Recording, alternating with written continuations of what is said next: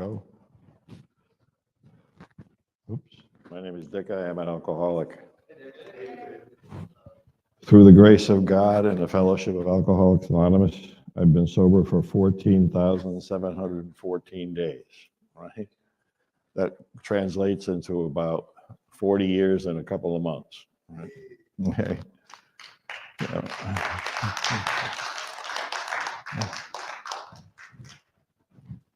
Well, I was born an alcoholic. My grandmother was a cleaning lady. She used to call herself an old Irish cleaning lady, and she cleaned my other grandmother's house. So one day she couldn't go, so she sent her daughter over, which is to clean the house, and my father was there. Well, it wasn't my father at the time, right? Well, they got into my grandmother's booze, and I got drunk. 9 months later, I popped out. A nice little old alcoholic, right? Right. My grandmother, the one that had the booze in her house, I think she was one of us, right? But at the age of, I started drinking about 11. At 14, I was drinking in the bars already. And we used to sit at a table all the way in the back of the bar, and the old guy would get up and go to the bartender and get a big pitcher of beer, and we'd be drinking in the bar. And one of the guys said to me once, "What would you do? What would your mother tell you if she saw you?" I said, "Go ask her. She's right there at the corner in the bar right there," right? Alcohol killed both my mother and my father. My mother died of the DTs in the hospital at the age of 42, all right? And I took my father home to live with me, and I found him on the floor of my bathroom when I got home one night. My wife eventually, and she now lives in a homeless shelter in Vermont. She had, besides alcohol, she also got into oxycodone. And what happened was, how I got into AA, I was passed out on the couch one morning. I didn't make it to the bedroom, and my daughter came bouncing in. She was 2. And I looked at her and I said, "Oh my God," I got all shook up. I started shaking. My hair started, I wanted to cry. I said, "Oh my God, she's going to grow up like me if I don't do something." So my answer to that problem was I took my wife to treatment, right? And while I was in there, they told me I was an alcoholic, and that I remember sitting in a room like this, and all the tables up front, everybody that was in the staff was there, telling me that I should stay in treatment. And I was sitting next to the door. About a half an hour earlier, I went up. They asked me to go get the 20-question test.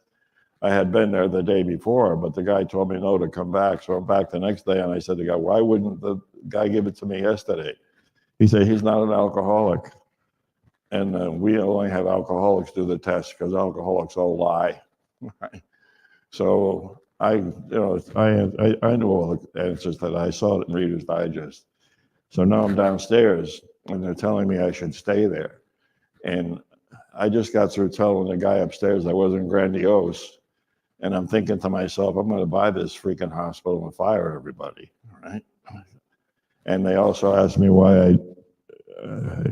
how I drove when I got drunk and I had a DUI. I said, "Well, how come you didn't get fired?" I said, "I own the company. Why the hell would I fire myself?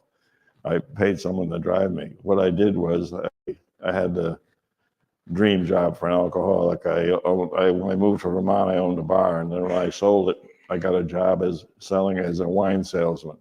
People used to ask me what I did for a living. I said, "I get paid to drink. What do you do?" And I ended up buying the company. And the day I bought the company, my daughter was born. And so eventually, what happened was, I moved to Vermont from Brooklyn. When I got I joined the Marine Corps when I was 17. When I lived in Brooklyn, I was actually underage, right? But I forged my mother's name to the papers, and I got in. And the reason I joined the Marine Corps was I wanted to get the uniform, so they don't ask you for your ID. If you got the uniform, you get to drink. So they sent me to Okinawa, and I got drunk. We had what we called Cinderella Liberty, and I barely made it home every night. One of the guys came up to me and said, "How can you can't be having any fun? You don't remember coming home, for Christ's sake. So why don't you come with me? We'll go to judo classes." So I did that with him every single day for a year. When I came home, I was in good shape. Right? But I took care of that quickly. Right? And I opened up an after-hours club under the Brooklyn Bridge. I got busted for that.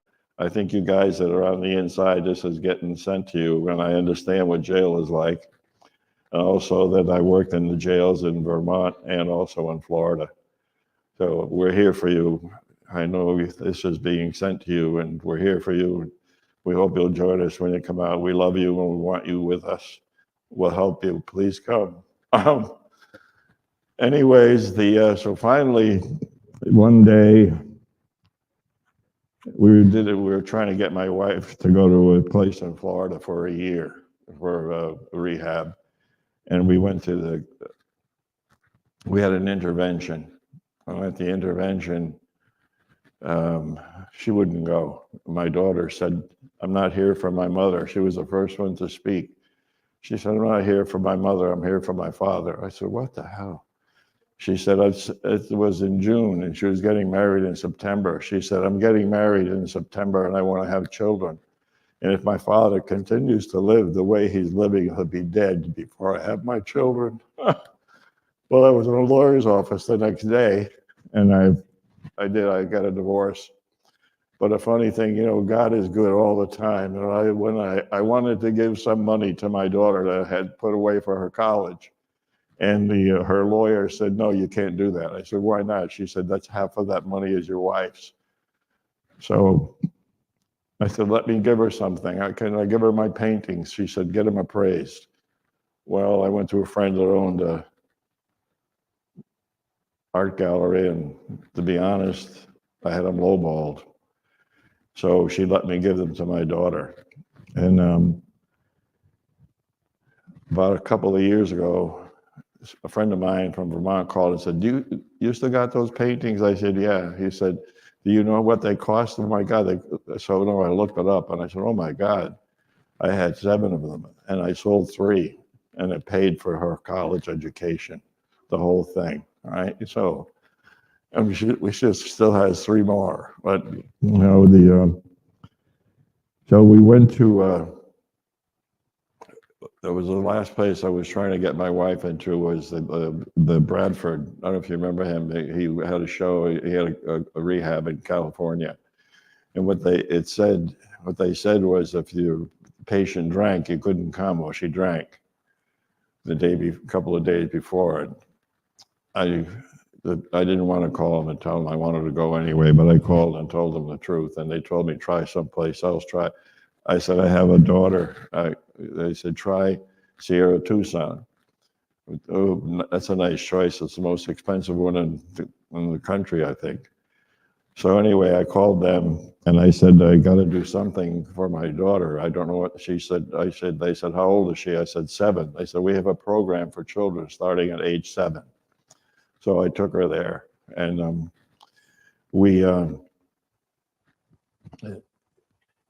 when we got there, we were checking in. It was on Friday, I think.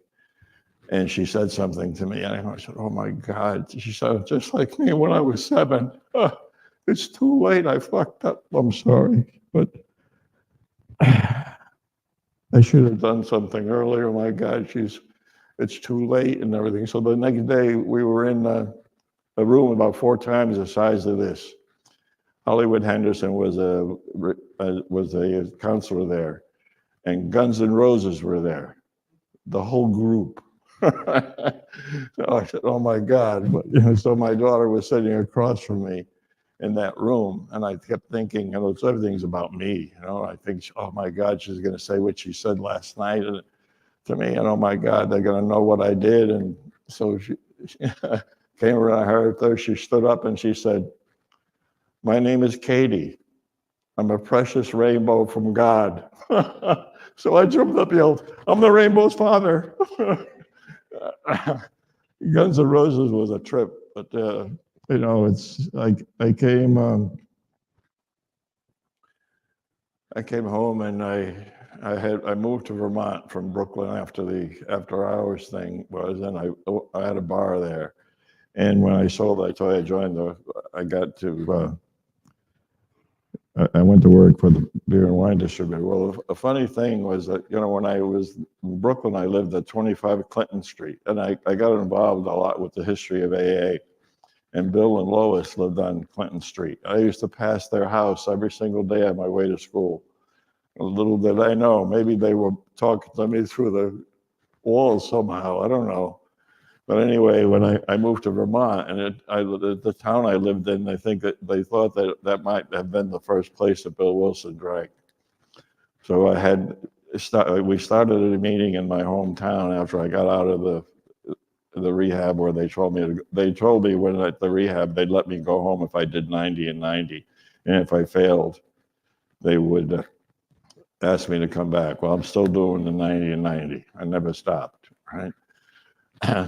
So I found out that we started a meeting when I got out of in my little hometown. I think that might have been the first place Bill drank. They don't know.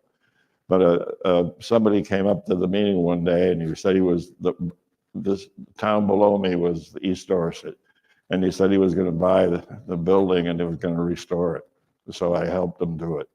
And I was on the board of directors of the Wilson House. I'm still on the board of directors, although I left. They got me there as on the advisory board. But what a trip. I mean, I thought all these things happened to everybody. I didn't know, you know, I was brand new in AA. I met Joe and Charlie. I don't know if any of you guys know who they were, but they were really something in AA. They used to do seminars all over the world. And I got to know them very, you know, really close to them.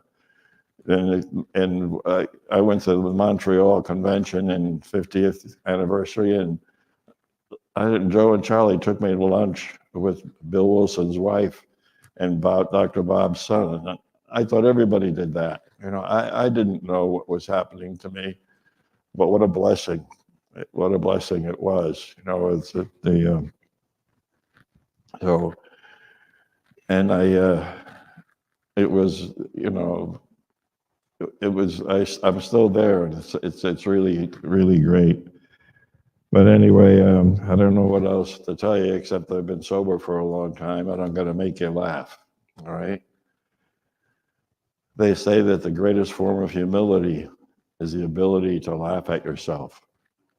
So when I was brand new in AA, I was sitting right up like where this gentleman is, and they came around to me, and I said, my name is Alcoholic, I'm a dick. I still am. But I was going to read the reading for today, but I sort of forgot when I got involved with this. So, and I think there's a couple more guys talking, so I'm not going to take up any more of your time. I love you all. Thank you for being there for me today.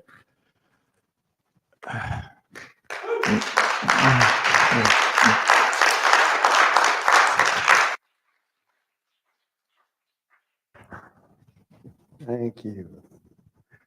Thank you. My name is Kenny, and I'm an addict. I always like to give reverence to God before I speak anywhere, and Narcotics Anonymous.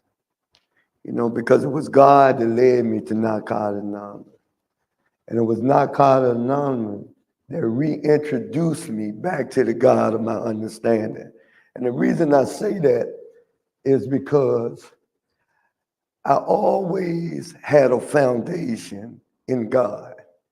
I had a virtuous grandmother who always imparted that in me. So somewhere along the way, I had lost boundaries with that. I had lost faith in that.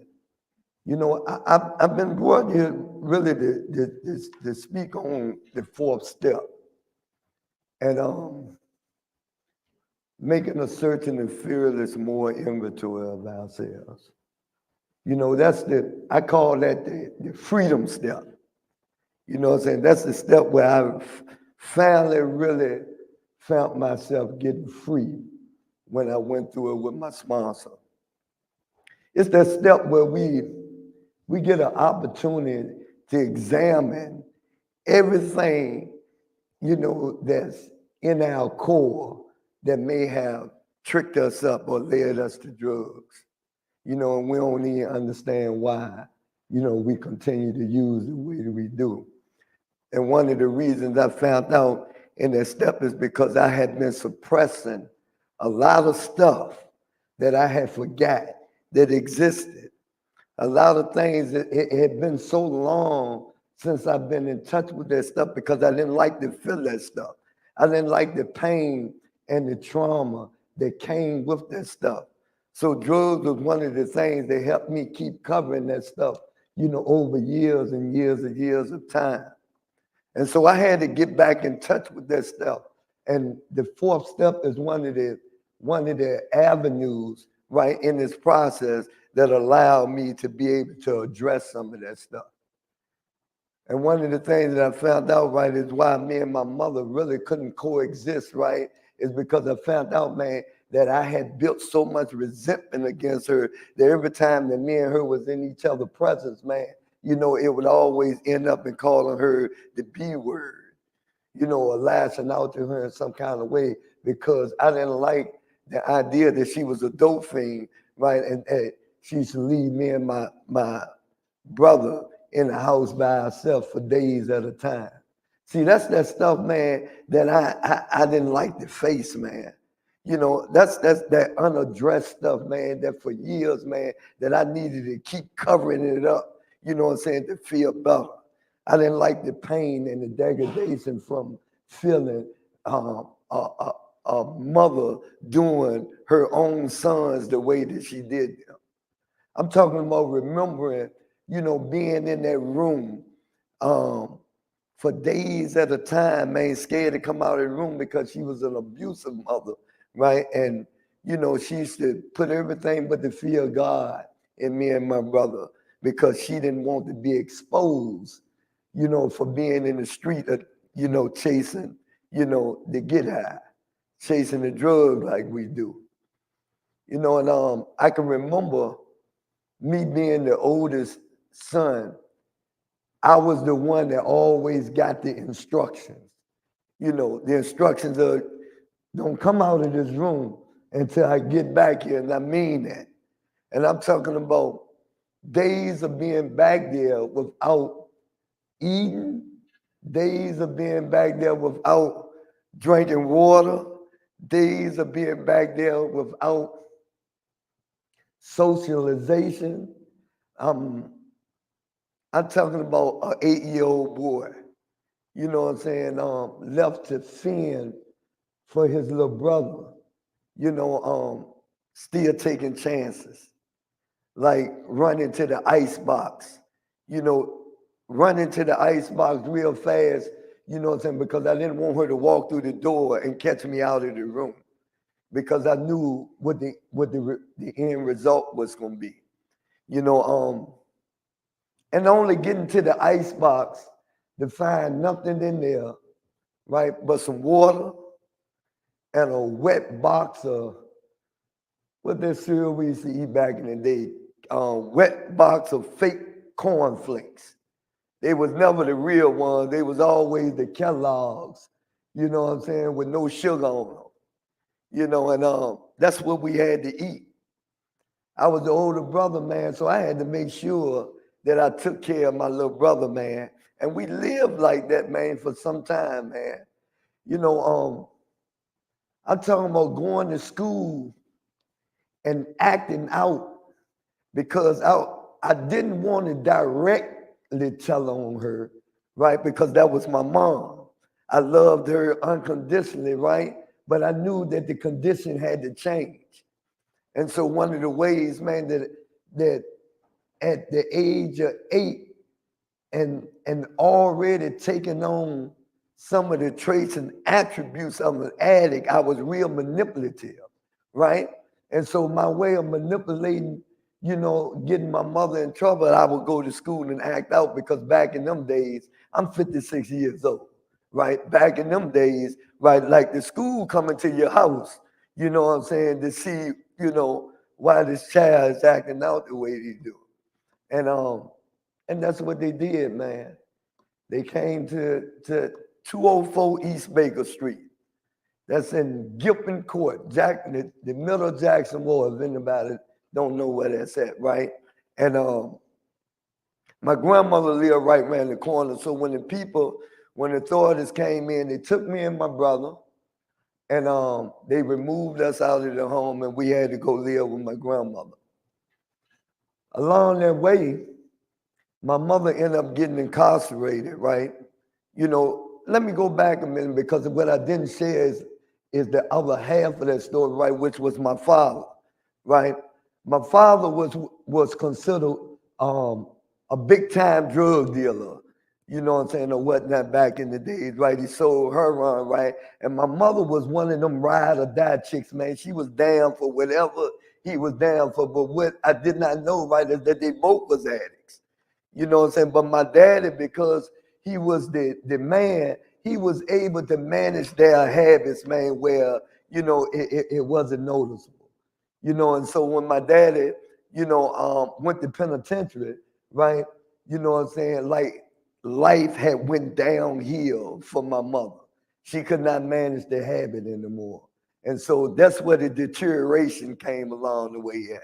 That's where, you know, my mother was out in the street, and me and my brother, you know, the treatment of me and my brother had started to happen, you know, not knowing that she did the best she could with what she had and with what she knew.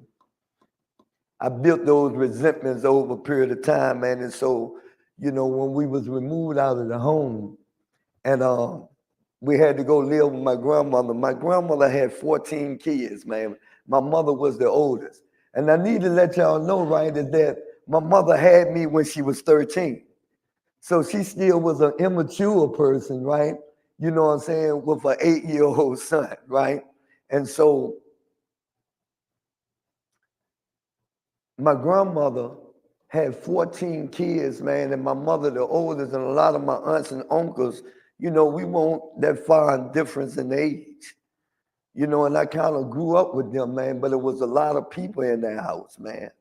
And so we still felt alone, man. Me and my brother, we still felt alone inside of a house with a lot of people, man, where there was less food, you know what I'm saying, very little cold, and my grandmother, right, she couldn't take care of us.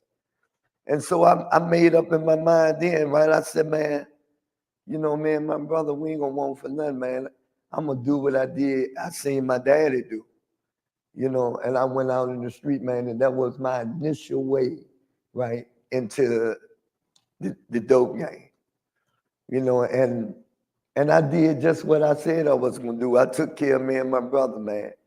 You know, life for me had started to advance in the dope game where, you know, a lot of money, you know what I'm saying, was coming my way, man.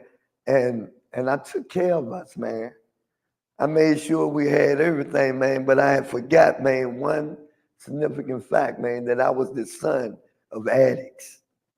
I was the son of addicts, man. And that pain was there. That unaddressed pain was there, man. And so I continue to do what I was doing in the street, man. And, you know, to sum up my story a little bit, because a lot to this story, and I don't have enough time to really share it with y'all, but just to give y'all, you know, just a little bit insight on where I come from. And we talking about making a search and feel there's more inventory ourselves. Like, I had to embrace that step, man, where I couldn't be afraid no more. You know what I'm saying? I had to peel back those layers, man, and get to this trauma, right? That always existed as an 8-year-old little boy that was unaddressed, that I needed to address, you know, so I can get better, you know what I'm saying, with myself, and then better with my relationship with my mom. You know, and so I live like that, man. And I end up using, man, you know what I'm saying, handling so much narcotics, right? You know, and how I end up getting hooked on heroin was I used to be over top of it, and I used to deal with it a lot, right? And that stuff has started to seep in my pores. I don't know if y'all know, when you're dealing with a large quantity of heroin, right? The poison will sometimes, man, get you without your permission. And like, I had to start to feel bad one day, right? And I didn't know why I was feeling sluggish the way I do it. And a guy on my team, he said, man, you know what I'm saying? You've been messing with that dope. You probably got to chip it. Or you got, he said, it feel better, man. Just take you a little one of it, man. It's going to make you feel better, man. That was all she wrote. That was all she wrote. And ever since then, man, you know what I'm saying? I had been off to the races, man. And life for me had started to go downhill. You know, and so fast forward a little bit, man, when I came into the rooms of Narcotics Anonymous back in 2000, the first time I was here, back in 2009, I came around by way of drug court. Drug court, I had to come to meetings. You know how drug court is. I know y'all, a lot of y'all probably familiar, but they had me come to meetings, man, and I really had got involved. You know, even after drug court, and I had graduated out of drug court. I was no longer on probation, right? But what happened, a transformation had taken place. You know, I wanted more of what Narcotics Anonymous had given me, man. And like, I had stayed clean for 5 years, man, before going back out. And I ended up getting locked up, and I did 8 years. And I came home in 2019, and I've been clean ever since. September the 22nd of 2019, right? You know what I'm saying? And I've been back in Narcotics Anonymous because Narcotics Anonymous had birthed me. You know what I'm saying? I said, man, when the whole time I was incarcerated, I said, man, I got to get back, man, to my roots, man. And I did, and here I am. You know, and I had an opportunity, man, you know, the first time I was here for those 5 years of working the fourth step, man, you know, and I worked that fourth step, man, and what my sponsor suggested to me, man, he was like, man, you and your mother, y'all need to go to counseling together. You know, because I had to get to the core and wanted to understand, you know, why can't I treat you with respect? You know what I'm saying? Why is it that our conversation has to always end in me calling you a bitch? You know, and we did, and we went and got counseling. I took the suggestions, man, and we went and got counseling, man. And oh boy, you know, did I find some stuff out? You know, did I find some stuff out, man, that this woman, right? This woman suffered more than her childhood than I ever suffered, man. I didn't know that the same pain and trauma, right, that haunted me in my life, haunted her in her life. You know, and by the grace of God, man, she's clean today. She's been clean 30-some years, man. And she got clean not by way of Narcotics Anonymous, right? But she got clean by way of the church, right? You know, she's a woman of God, man. And, you know, I thank God for her today. You know, she's like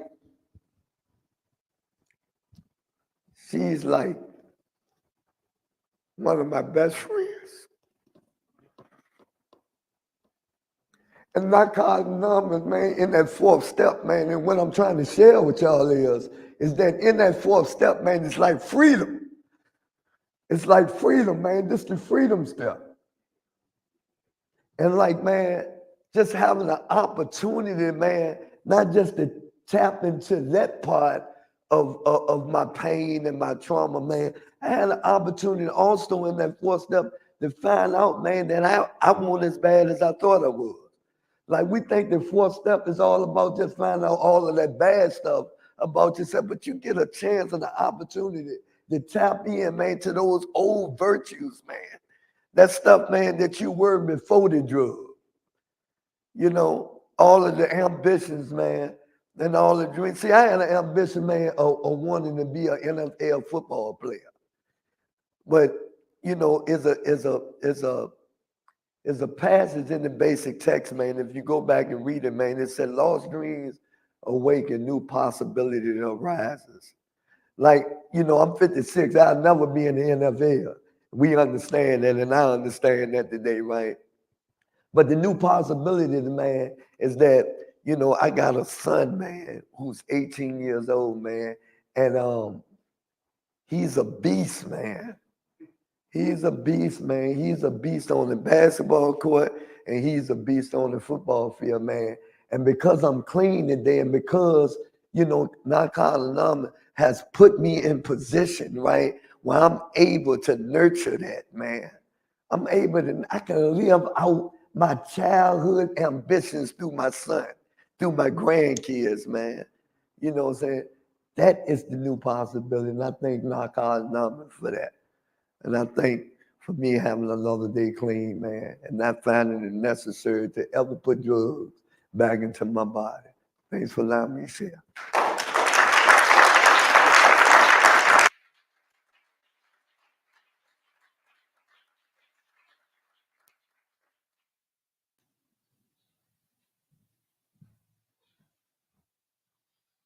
What's up, y'all? I'm Jay, and I am an addict in recovery.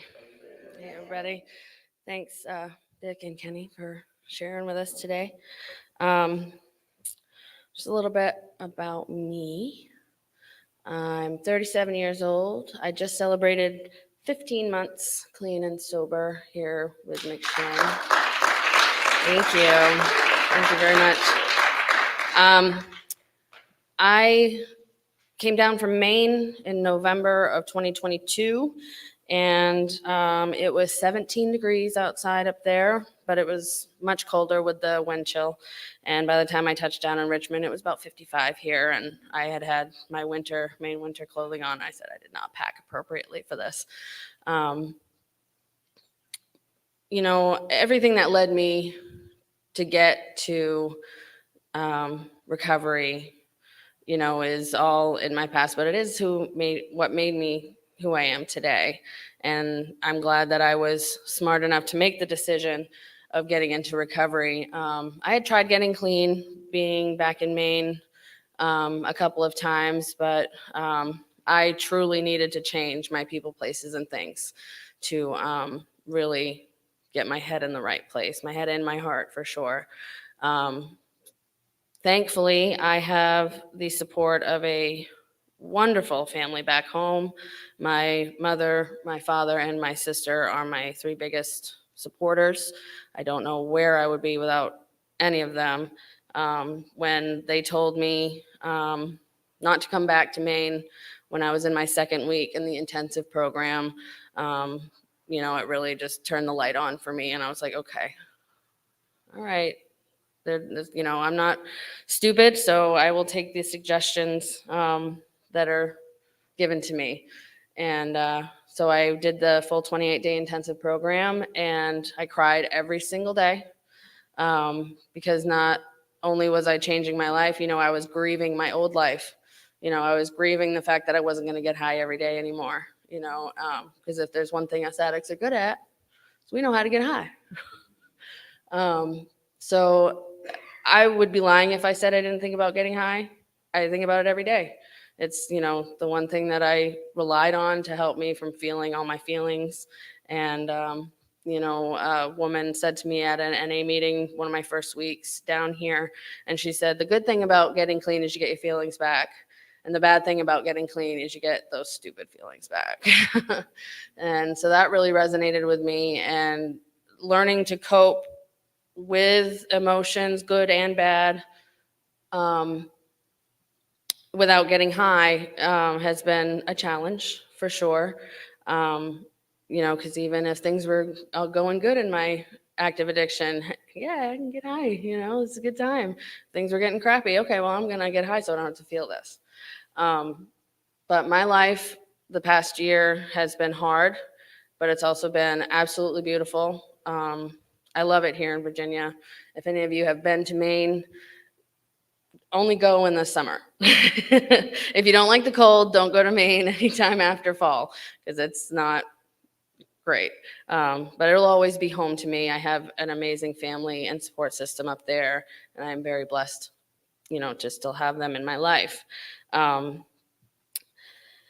I am learning a lot about myself, doing the steps in NA, and I haven't reached the fourth step yet, but I have kind of, tweaked, the inventory part, and a lot of things that I used to be passionate about are finally coming back. And one of those things is singing. Before I came down here, before active addiction, I would sing around the house all the time while I was cleaning, and just, I would, sing in front of audiences, and it was a passion of mine, and just, drugs kind of really took that away from me. I wouldn't even smile anymore.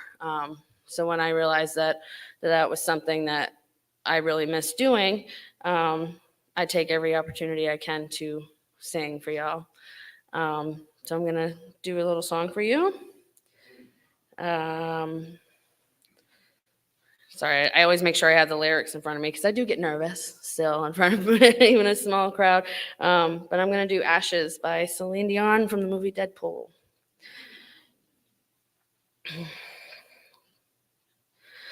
What's left to say? These prayers ain't working anymore. Every word shot down in flames. What's left to do with these broken pieces on the floor? I'm losing my voice, calling on you. 'Cause I've been shaking, I've been bending backwards till I'm broke. Watching all these dreams go up in smoke. Can beauty come out of ashes? Let beauty come out of ashes. And when I pray to God, all I ask is, can beauty come out of ashes? Can you use these tears to put out the fires in my soul? 'Cause I need you here. Whoa. 'Cause I've been shaking, I've been bending backwards till I'm broke. Watching all these dreams go up in smoke. Let beauty come out of ashes.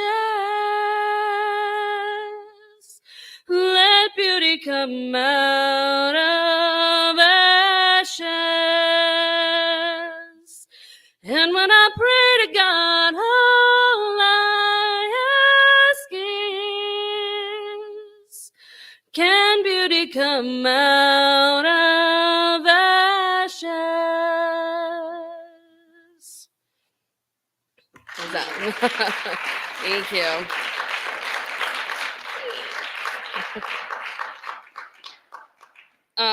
I don't really have much more than that, but if you're in the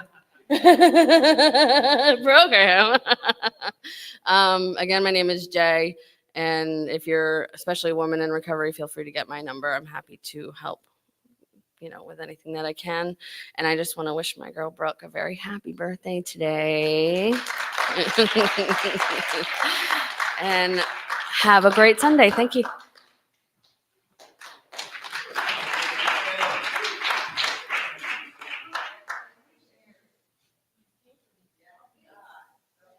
All right, so anybody who wants to get up and say anything, we have about 17 minutes left, so open mic. Yeah, come on up.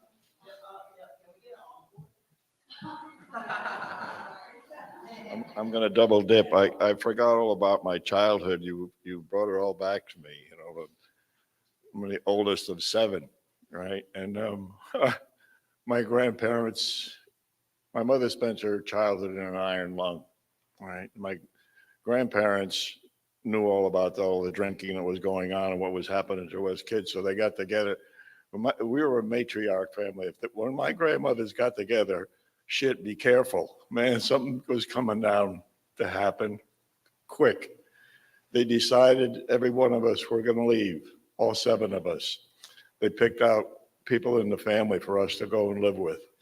I think they gave me the pick of the litter. Some very, very wealthy, I don't know, my aunt lived in Florida. They had a big house and all kinds. And they had a garage under the house for a boat that came into the canal and everything. And it was really strange, but my grandmothers had my parents, they moved to Brooklyn because my father could get a job there. And I don't know, it's really strange. I felt like I had to be back home. So I went back, and eventually, one by one, we were all together again. And all my brothers are sober, right? My sisters don't drink. I think they saw what happened to my mother. It was fearful for them. But my youngest brother just celebrated 1 year of in AA, and he passed away, not from drinking, it was from smoking. He died of a cancer. And we were at the funeral, and my sister came over to me and said, "Do you think his friends from AA will come?" I said, "You can count on it." They all showed up. They filled up the damn room, right? It was amazing. And my other brother, just this Christmas, God is so good. You know, on Christmas Eve, we got a call. I couldn't get a hold of him, so I called the place. He lived in an assisted living place in San Antonio. So I called the manager and I said, "I can't get a hold of my brother." They said, "Hold on, we'll go check." So they went inside and she came back, says, "We found him on the floor." And he couldn't move. He said they had blood on his lips, but it must have happened a long time ago because it was dry. So I said, "Take him to the VA, please. Tell the EMTs." So they didn't. They took him to another hospital. And so I called them. My daughter is a PhD and her husband is an emergency room nurse. So she was on the phone with me when I talked to him, and it was the University Hospital in San Antonio. So I had my daughter listen on the phone when I talked to the doctor and the nurse. And when we hung up, she hung up and she said, "Dad, you got to get him out of there." She says, "First of all, I'll rack up a bill that you could never afford to pay for." And I said, "Honey, he belongs at the VA." She said, "Get him there, get him right away." So I called them back, and Christmas Day, I flew out to San Antonio and I got him. They said, if possible, they would move him for me. And so they did. So when I got there, I called them and they said, "He's at the VA. We just dropped him off." So I went to the VA and I got there and I sat outside his room, and if there was a opening in his body, a tube was in it, right? And he was on life support and he couldn't breathe. So the priest came in and he said, "Would you like to pray?" I said, "Yes, please." So we put our hands on my brother. We prayed. 15 minutes later, all these people came in the room and they said, "We're going to try to bring him back." And I put my phone on and I went inside so my daughter could listen. And my daughter said to me one point, she said, "Daddy," I said, "What is it?" She said, "This is a very critical time in the process, and speed is important, and I don't want you to get in the way. Get outside in the room and sit down." So I went outside and I sat down, and about 9 minutes later, the doctor said, he's breathing. So I went inside and I said, "Oh my God." It was like 20 minutes after the priest and I prayed on him. It was the prayer that did it, I know it. So I looked at him, you know what he said to me? "What the hell are you doing here?" He's home today. He's walking. It's the first time in 2 years he could walk. No, thanks. Thank you for reminding me.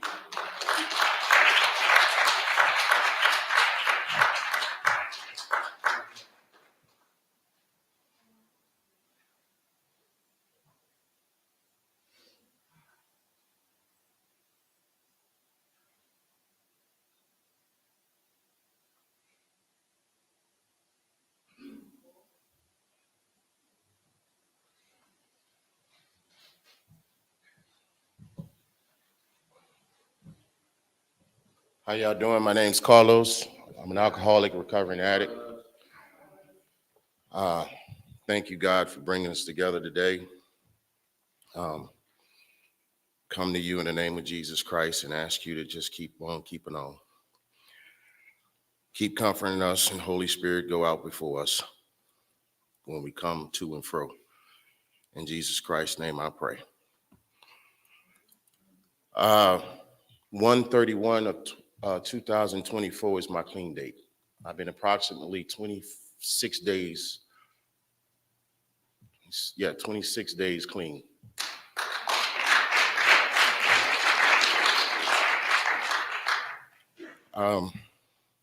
Mother's an addict, father's an addict, brother's an addict.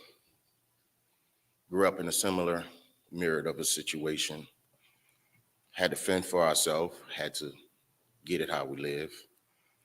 Come out of that situation, got into the system. Been in the system, in and out of the system majority of my life. Encountered drugs at the age of 16, hardcore drugs at the age of 19. In the meantime, became an alcoholic at 12, not knowing at the time. It got worse in my 20s, working on the oil rig, working in the oil industry. Went from the oil industry, it got even worse, got into the nightclub industry, Bourbon Street, Razoo's, Cat's Meow, all them places.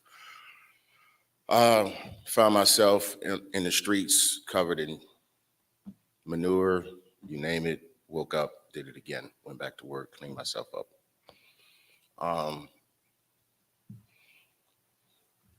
Fast forward, Katrina hits New Orleans. I come up here thinking, changing scene. I took it as a blessing, found myself, God bless her heart, Melissa. Was my girlfriend who at the time brought me up here. She found me in my apartment at Alexandria Lafayette Luxurious Apartments on the floor, drunk as can be. Told everybody, get out the house. If you don't live here, get out. She cleaned me up. She got me, together. Fast forward, still engaged in my alcoholism, my drugs, incarceration after incarceration after incarceration after incarceration.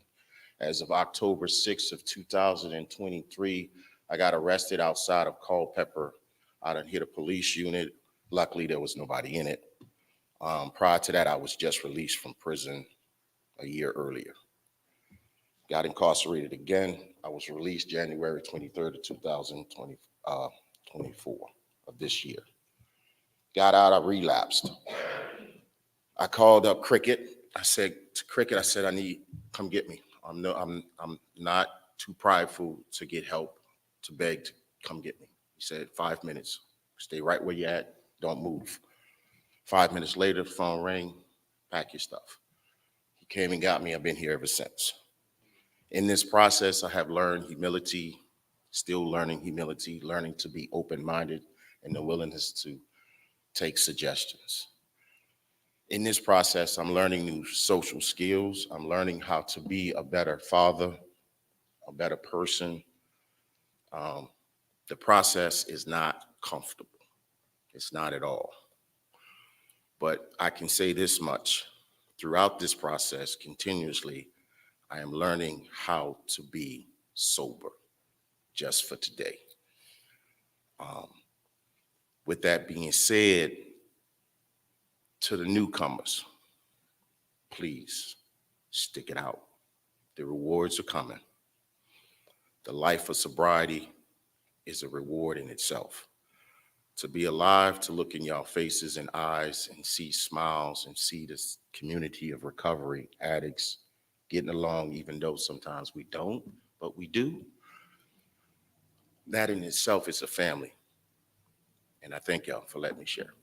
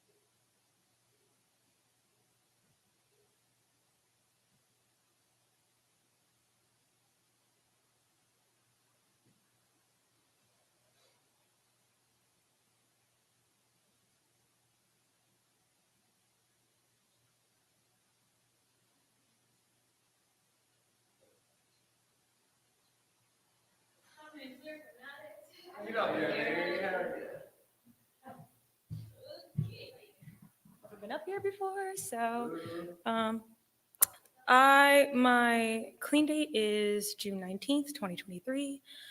I have, as long as I've been clean, I've been at McShin, which is a first. This is my second time trying to get clean. My first sober date was September 11th, 2022, and if you would have asked me where I would be at back then, definitely probably wouldn't be here. I thought I would still be clean, living life to the fullest extent, but life doesn't happen that way all the time. And I relapsed around 9 months into my first time trying to get clean. It was a normal Wednesday. I woke up, I had a good job, I went to work, and I had a thought about getting high. And before I knew it, before I decided to call anybody, I was smoking crack in my job's bathroom. And my life went downhill real fast. I lost everything. And I was out for about a week.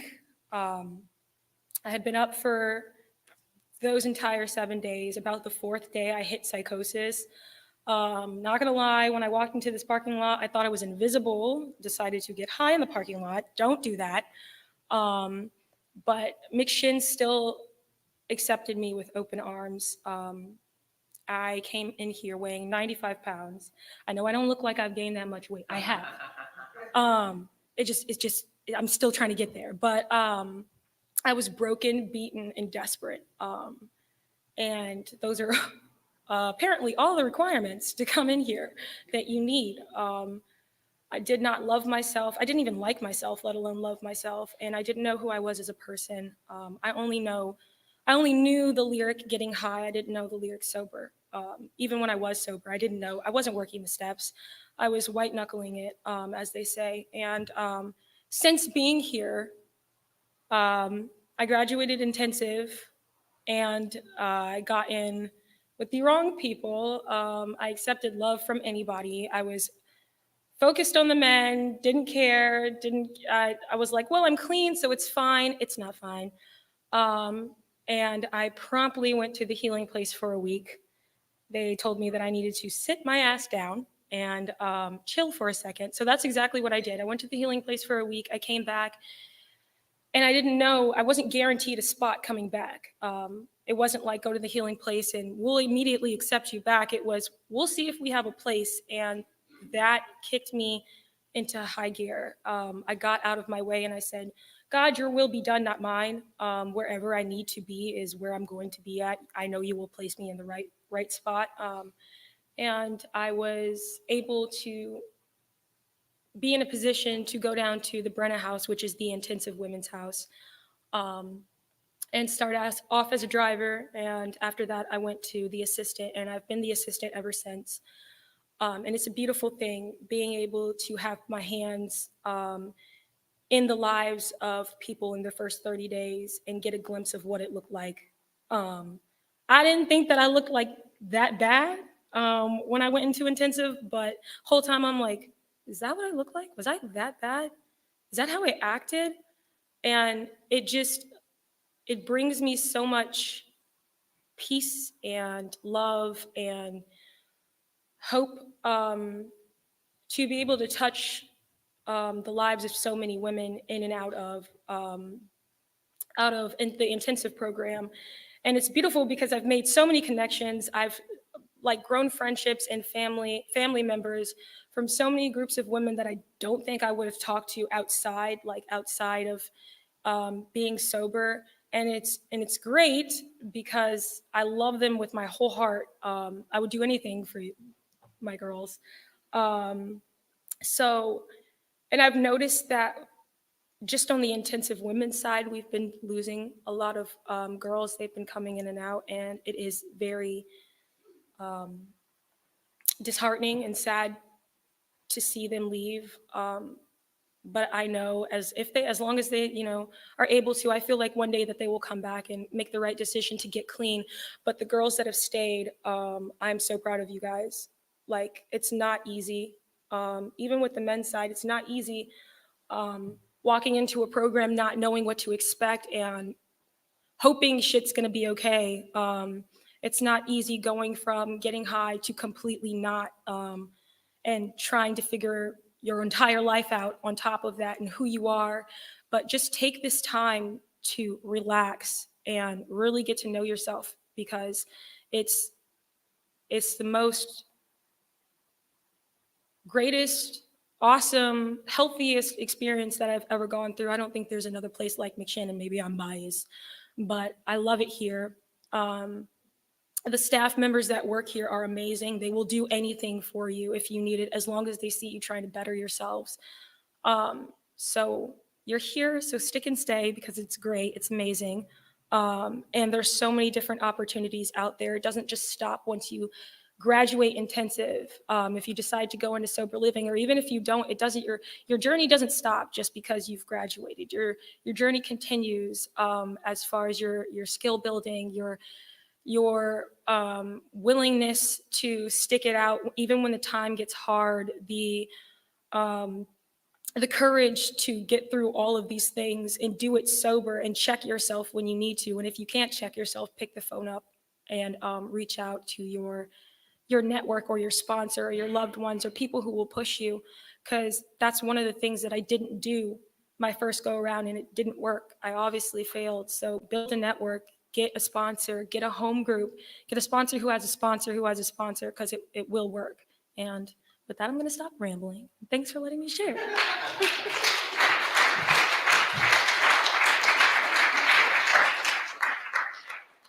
I guess we technically have 29 more minutes, so sorry about that. But if people get up there, it's gonna go faster, so who's next? There we go. Ooh, good morning. I'm an addict. My name's Alvin. I was sitting in the chair waiting, because I like to wait this time around and do more listening and talking. But I'm always caught in this particular conundrum. If I come to a meeting and I don't talk, I leave wishing that I had talked. So hopefully this time it'll be talking in the meeting, and then when I leave, wishing I hadn't said nothing. That's how God is with me, always with the sense of humor. The reason I came up though to share was there have been maybe 4 or 5 coincidences this morning that cannot be just simple coincidences. The topic was the 4th step, which the guy was sharing on. This morning before the service started, I just opened up the basic text and started reading. Come to find out, it was smack dab in the middle of step 4. I said, that was another coincidence. And what I need to share with you is, I had some clean time in recovery before, lost that, and now I'm back. And then when the topic was step 4, because I had worked at step 4 in the past, and I can share with you some experience of the benefits of that.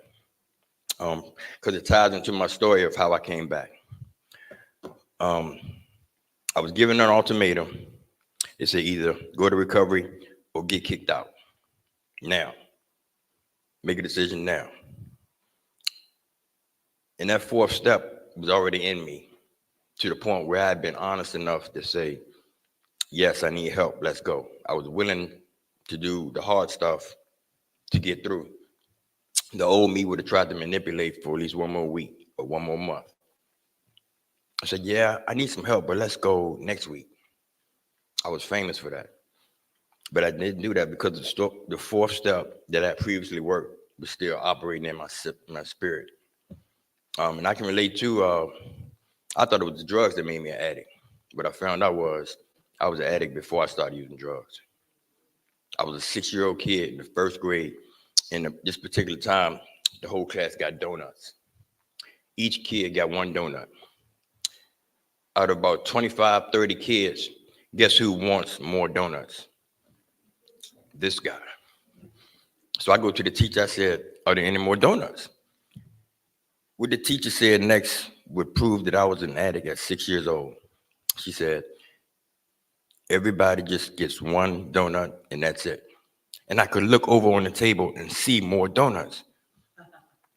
I said, I didn't have the gift of gab at 6 years old, but what I was thinking was, doesn't she know that I want more donuts? I don't know if the other kids want donuts or not, but I want donuts. I see the donuts. Why isn't she giving me another donut? That was one of the first early examples of attempted manipulation to get what I wanted. And I was like that ever since. More, more, more. Even when it makes me sick, because I'm the kid who will eat until my stomach hurts and then keep eating, simply because I see it. So when I get to rooms in Narcotics Anonymous, I get clean for a while. Y'all tell me I'm still an addict, that I need to keep coming back.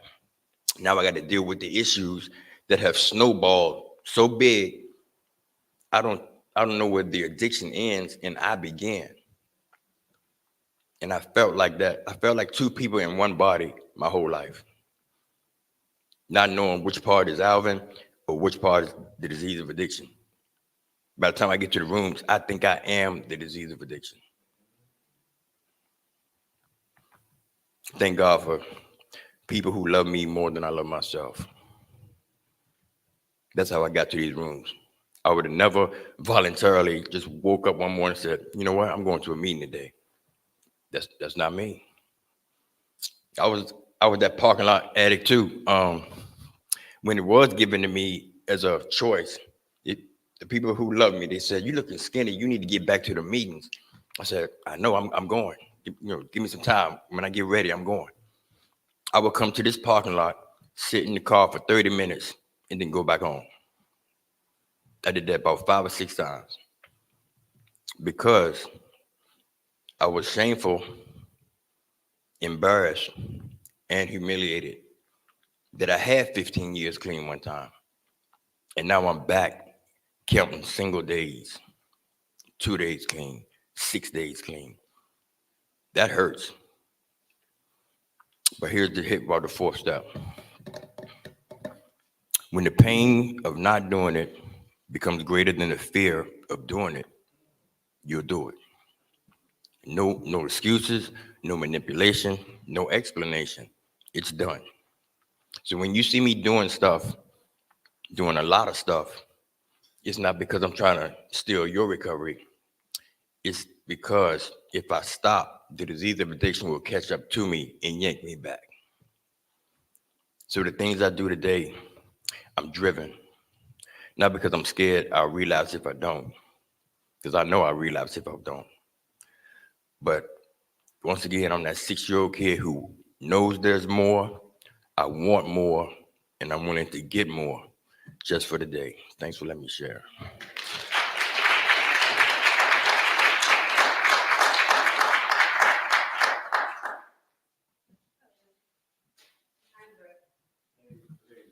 Rain date is 2/8/2024. First and foremost, I want to thank God for today. I'm 42 years old. Thank you. And I thank God for being sober in a long time on my birthday. I haven't been sober, but it feels good. It feels amazing. So I want to start off with reading something. But he said to me, "My grace is sufficient for you, for my power is made perfect in weakness. Therefore, I will boast all the more gladly about my weaknesses, so that Christ's power may rest on me.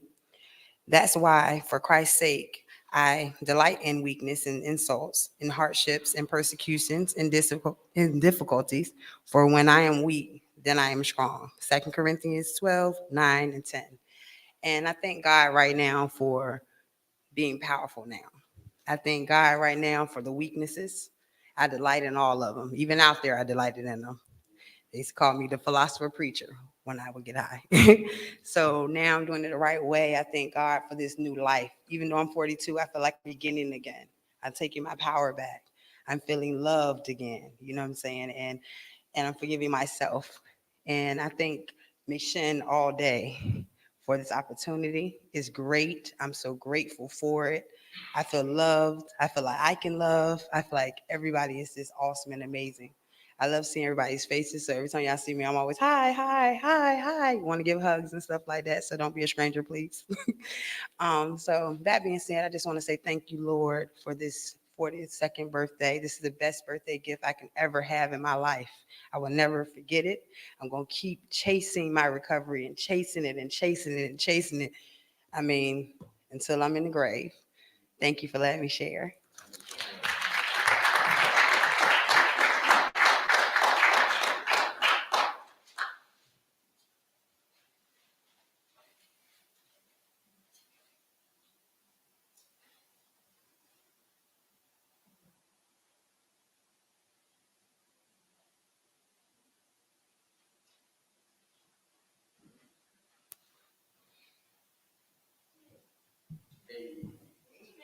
Hi again.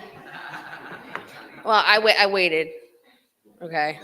I thought we were done at 10:30, but somebody said encore, so I was like, all right, I'll go give people what they want. Hi. Thank you. This song I've actually done before, and I had heard it many times before getting in recovery, but since being in recovery, the lyrics made a total 180 on me. It's "I'm Moving On" by Rascal Flatts. And if you don't know it, I hope you like it as much as I do now, because I'll try not to cry while I'm singing it. I've dealt with my ghosts and I've faced all my demons, finally content with a past I regret. I've found you find strength in your moments of weakness. For once I'm at peace with myself. I've been burdened with blame, trapped in the past for too long. I'm moving on. I've lived in this place and I know all the faces. Each one is different, but they're always the same. They mean me no harm, but it's time that I face it. They'll never allow me to change.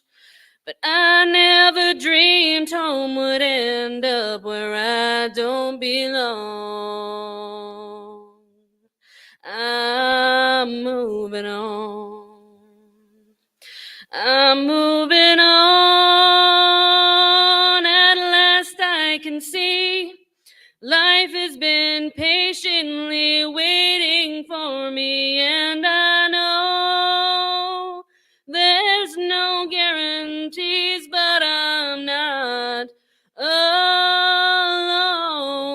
There comes a time in everyone's life when all you can see are the years passing by, and I have made up my mind that those days are gone. I sold what I could and packed what I couldn't. Stopped to fill up on my way out of town. I've loved like I should, but lived like I shouldn't. I had to lose everything to find out. Maybe forgiveness will find me somewhere down this road. I'm moving on. I'm moving on. Thanks.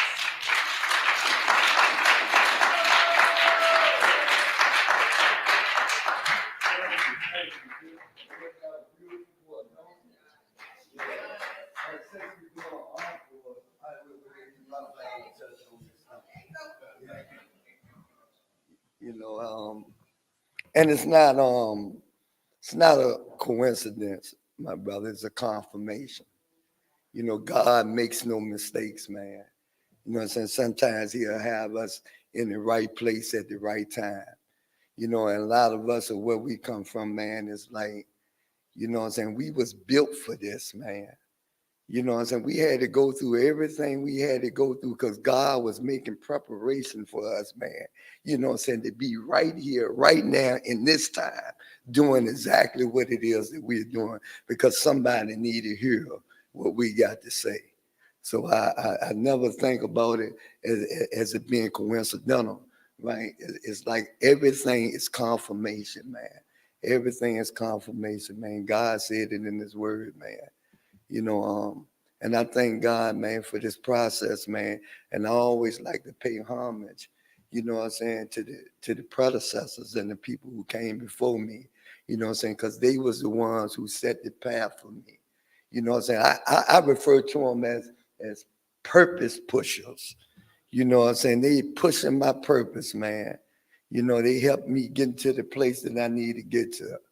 You know, the people, man, in this fellowship and the other fellowship. See, it don't matter what fellowship. It don't even matter how you got here, man. It don't matter because, see, look, we all, man, we might got here, you know what I'm saying, through different avenues and different paths, man, you know what I'm saying, but we all trying to get to the same place, man. You know, and I thank God for his, you know, God being the source, but his resources, man. AA, NA, by the work, the way of the church, no matter what fellowship it is, man, they all God resources, man. And he used these things, he uses people, you know what I'm saying, to make us better, man. You know what I'm saying? So we can carry his banner, you know, because it's always about him. You know what I'm saying? That's why a lot of times in our fellowship, man, we always pay homage to him, man. You know what I'm saying? Because his grace, and she was reading it, man. Somebody was reading it, talking about his grace being sufficient. You know what I'm saying? It is sufficient, man. You know what I'm saying? Because if it wasn't, man, I would not be here today. I've done enough in a lifetime, man, that a lot of times people say, man, I should have been dead. You know what I'm saying? Well, I say I should have been alive. You know what I'm saying? God had a purpose for me, man. And I believe that's why he sustained me. I believe that's why he kept me. I believe that's why he had his grace hovering over me, man. You know, as I was living in a foolish way. You know, so thank God for this process, man. NA, man, I'm talking about, you know what I'm saying, one of the resources, man, that I'm grateful for. And a lot of times, man, when we talk about being grateful, man, it has to show up in our actions, man. Because I believe gratitude is an action word and not just words spoken. So a lot of times, man, when we sitting around here bitter, we sitting around here angry, you know what I'm saying? We need to lighten the load, man. Lighten the load, man. Life ain't that bad, man. If you think life that bad, man, you know what I'm saying? If you think every day ain't a great day to be alive, try missing one. Try missing one. See, don't nobody want to miss now one of them suckers. You know what I'm saying? But we wake up every day complaining.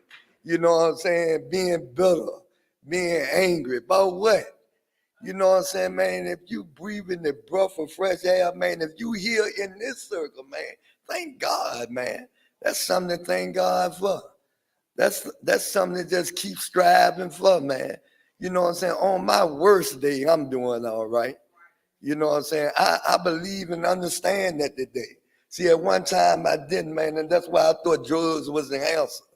And then somebody imposed a question. They said, well, if drugs is the answer, what the hell the question is? You know what I'm saying? What the hell the question is, man? So thank God, man, for allowing me to participate in this encore right here. If I said something, man, that can help anybody, man, and I did my job today.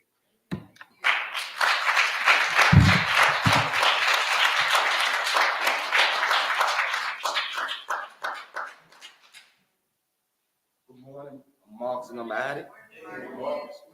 First giving honor to God for my Lord and Savior Jesus Christ. Just want to share this piece right here, Proverbs 3, verses 5 and 6. Trusting in the Lord with all thy heart and lean not on thy own understanding. In all our ways acknowledge him, and he shall direct our path. Thanks for letting me say.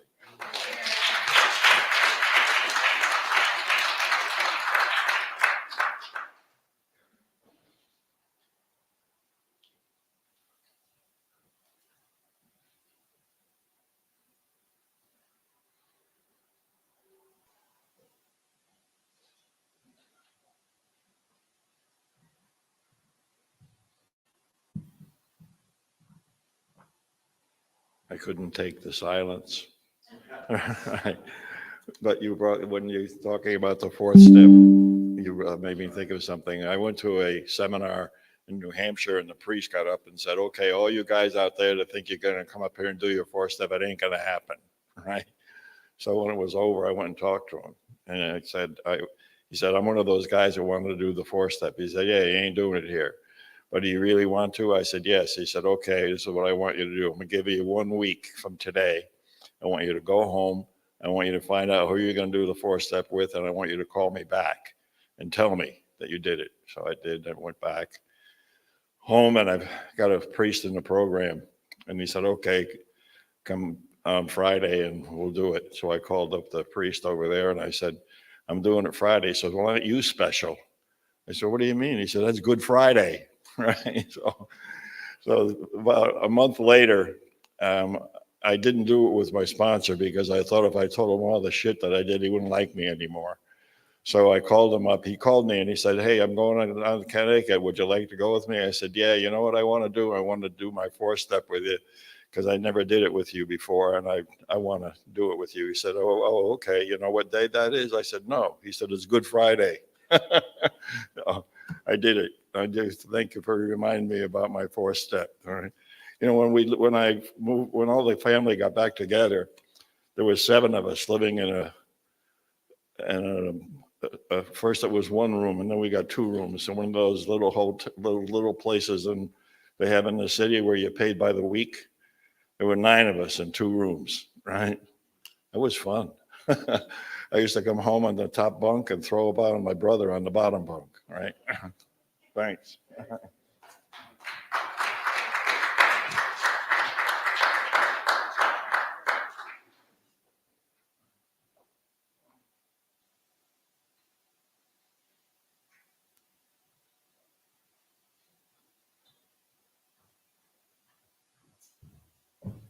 I've always been too scared to speak. Don't want to always quit school when I got to speech class because I was too scared to speak. Okay, but I pulled up Romans, I can't find it now, 8:28, which says all things work together to the glory of God for those who are called to his purpose. And I believe that's why I went through everything I did, because everything will come back. And I'm back here, and God has worked everything out according to his purpose. And I think we're near the end now. And that's why I had a vision when I was young, and I went through all this crap, and I went through all the drugs and all the treatment centers, all the jails, every jail, in and out of everyone in Nashville, everyone around Nashville, every hospital, every treatment center. And now I think we're at the end, and I can't get high anymore. I can't do anything anymore because I believe in the rapture, and I believe we're going to leave. And that's all I got.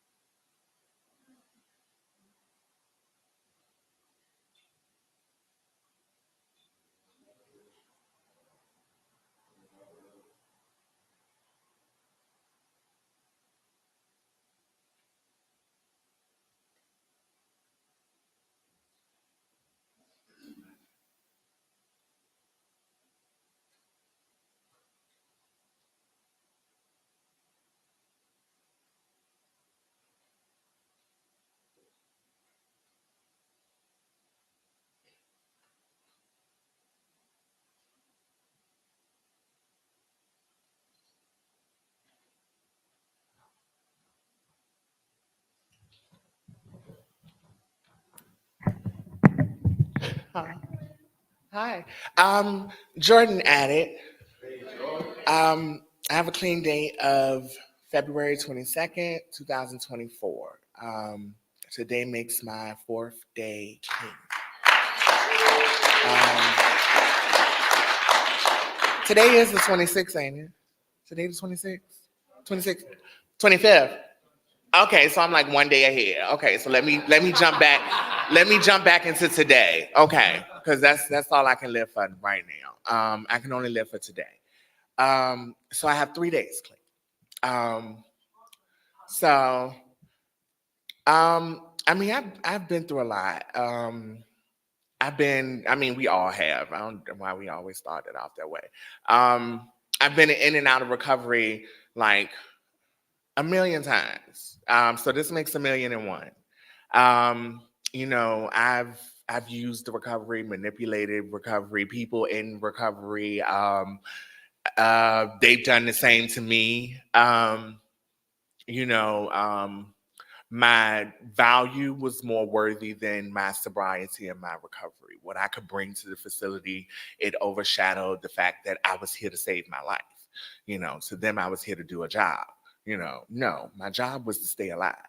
I just wanted to throw that out there. And at the same time, I've done that too. Like, okay, I can get something out of this and then I can go about my business. I'm not really trying to get sober. I'm not trying to get clean. I'm homeless, it's cold, and y'all doors are free. So I'm coming in. But then I started to learn stuff. I started to actually listen to people. I started to listen to their stories, their experience, their strength, and their hope. And I realized that this might not be a bad idea. Actually staying sober might not be a bad idea. But I was still straddling the fence. I was still very much okay. Y'all can share some good stories. Y'all can talk a good game, and half y'all probably still getting high. Y'all probably leave about here and do what you do, and whatever the case may be. So I ain't quite convinced yet. But I'm trying to convince myself that you sober. That you not using, that you really just faking those 10, 15, and 20 years. I'm trying to convince myself about something you doing with your life.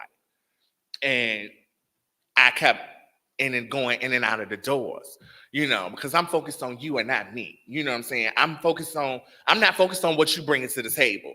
I'm focused on you and my feelings or my thoughts of you, instead of focusing on what you can bring to my recovery to keep me sober. And it kept me relapsing on and off for 3 years. For the last 3 years, I've had 8 months of sobriety in my whole entire life. And I've been in recovery, the recovery community, since I was 24, so that's 10 years. And I've only had 8 months, that goes to show how much I actually listened, how much I actually took suggestions, how much I actually, not to say cared, but how much I cared about myself, and now I'm here. I'm here now. And after all of those relapses and those hurt people situations and hurting myself, the pain, the humiliation, the embarrassment, yada, yada, yada, the long nights, and everything in between. Like I walked through these doors with a firm resolution, then a decision that this time that I'm not straddling the fence no more. Because I can't even think about straddling the fence today. Because even when I have thoughts about straddling the fence, I'm gonna end up on the wrong side of it. I'm gonna end up on the wrong side of the fence. So I can't even have those thoughts today. I have to push them out. I have to find somebody to help me push them thoughts out when I start having them thoughts about straddling the fence and even wanting to go back there. I've died enough in real life. You know what I'm saying? So it's like I have to not brainwash myself, but I have to brainwash myself to remember that you alive on this side. You done died 2 or 3 times on this side. You ain't never died on this side. So you ain't even got to weigh the pros and the cons. The pros already outweigh the cons on this side. You know, so I have to tell myself today that you're not just alive, you're actually living, you know, and on that side, you was living to survive, you know, so why question what I'm doing right now? Why question where I'm at? There is no question that even for 3 days, every day I've been here, every day I've been with my sisters, every day I've been with my brothers has been better than every day I've spent in relapse. So my worst day sober is better than my best day in addiction. And this time I'm gonna keep it that way. Thanks for letting me share.